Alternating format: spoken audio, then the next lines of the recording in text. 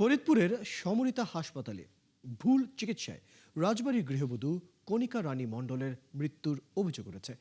নিহতের স্বজনদের দাবি, সিজার করার পর পেটে গজ রেখেই করা হয়েছিল সেলাই, যে কারণে অসুস্থ হয়ে পড়লে তাকে ভর্তি করা হয় ঢাকার হাসপাতালে। সেখানে 53 দিন চিকিৎসাধীন থেকে মারা যান গৃহবধূ কণিকা মণ্ডল। নিহতের বাড়ি রাজবাড়ীর বালিয়াকান্দিতে পরিদর্শন করেছেন স্বাস্থ্যমন্ত্রী। প্রচলিত আইনের বিচার ও পরিবারটির পাশে দাঁড়ানোর কথা জানিয়েছেন তিনি। মেহেদী হাসানের তথ্য ও ছবিতে বিস্তারিত। রাজবাড়ীর বালিয়াকান্দিতে কণিকা রানী মণ্ডলের বাড়িতে কান্নার রোল।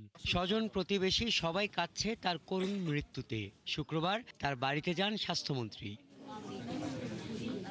এ সময় তিনি বলেন, ভুল চিকিৎসায় গৃহবধূ কণিকা রানীর মৃত্যুর ঘটনায় প্রচলিত আইনে ব্যবস্থা নেওয়া হবে। এছাড়া পরিবারটির পাশে থাকবে সরকার। আগামী বৃহস্পতিবারের মধ্যে তদন্ত কমিটি তাদের প্রতিবেদন দাখিল করবে। প্রতিবেদন দাখিল হওয়ার পর আমরা আমাদের সরকারি বিধি মোতাবেক দেশের প্রচলিত আইন অনুযায়ী যতটুকু কঠোরতম অবস্থা গ্রহণ করা যায় আমরা করব। গত 29শে জুন ফরিদপুরের সমরিতা হাসপাতালে সিজারিয়ান অপারেশন হয় গৃহবধূ কণিকা রানীর। অপারেশন করেন চিকিৎসক লক্ষ্মীরানী দত্ত। স্বজনদের অভিযোগ, ঠিকমতো অপারেশন না করেই বেরিয়ে যান তিনি। কণিকাকে নিয়ে আসা হয় বাড়িতে। 3রা জুলাই পেট ফুলে গেলে তাকে নেওয়া হয় ঢাকায়। পরে তার পেট থেকে প্রায় 1.5 কেজি ওজনের গজ কাপড় বের করা হয়। 53 দিন পর 19শে আগস্ট মারা যান কণিকা। সিজার করানো হয় তখন তো দিদির সেন্স ছিল। ডক্টর বলতেছিল যে হায় হায় কি করে ফেললাম, আমি ভুল হয়ে গেছি, তাড়াতাড়ি অন্য কাউকে ডাকেন। সিটি স্ক্যান করে বোঝা যায় ওই পেটের ভিতর কিছু রাখা আছে, তাতে ধরা পড়ে যে ওই জায়গায় গজ রাখা আছে। তা ওই গজটা পরে তারা 7 তারিখে অপারেশন করে ওই গজটা বের করে।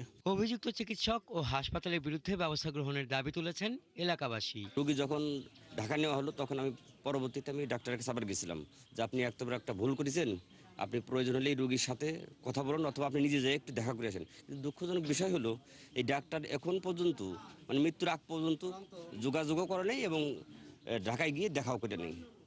এই ডাক্তারেরও শাস্তি চাই।